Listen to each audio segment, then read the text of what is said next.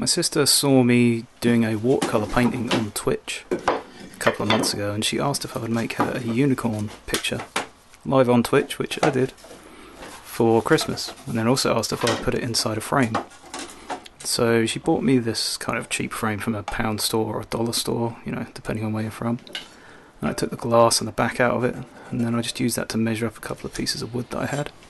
I thought I'd make it a contrasting frame. I have Beech and Black Walnut, which I got from a hardwood offcut shop, which is about an hour and a half away from me. Kind of seems like a bit of a journey, but totally worth it, because this guy sells some really high-end wood that is just no use to him anymore, and, you know, perfect for me. I'm using the Wood Yogi's marking gauge there that I won of him. Thanks for that, Yogi. That's one of my most used tools. I use it pretty much every day, that tool. It's an amazing thing. And I'm just planing down the beech there, and then using the glass again just to measure how long the walnut pieces have to be.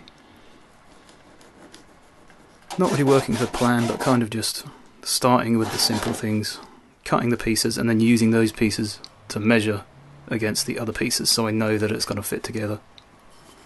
I'm much more comfortable with that than with plans. I'm not very good with plans, and since the wood I buy is always or obtain somehow is always in such different varying shapes, I can't really use plans as such. You also might have noticed a little device there to stop my vice racking.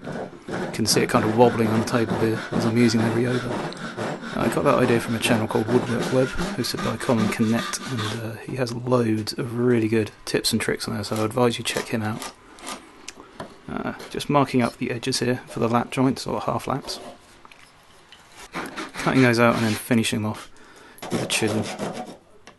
Could also do that with a router plane, I suppose, but I just felt like using a chisel.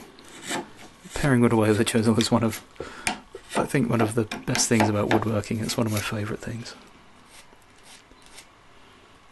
So once again, just using it to measure up against the other pieces. Cutting out the half laps again.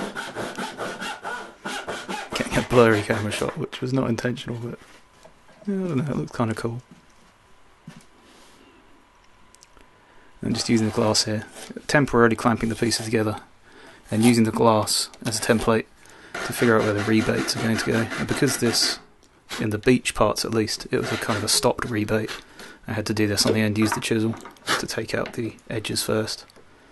I could have maybe used my plough plane on the edges there, but it would be too dangerous. I think it would probably knock out the edges, so I decided to just go with the chisel, work it out bit by bit, and then sort of pare off the last bit. I think it's just because I really like chisel work, but, you know, there's, as in anything with woodworking, there's loads of ways to do one job, and, you know, it's good to go with the one that you're comfortable with if you want to get something accurate. So that bit could just be snapped right off. And then I glued it together. This is something I normally do. I mean, the gluing wasn't the permanent fix, but it kind of helped me get the pieces in place to help them stay in place while I drilled for the dowels. Something I do quite often with boxes as well.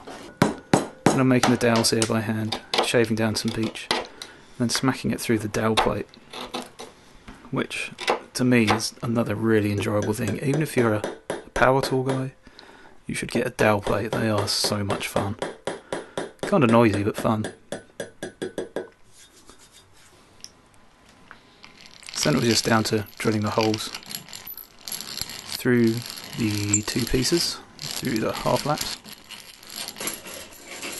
I already knew the dowels were pretty much the right size, but I did test a hole beforehand and shade the dowels down just a little bit to make them fit a bit better, just to make sure I didn't get the wood splitting, or you know, dowels only going halfway in and not being able to go any further, which is just a really horrible thing to happen.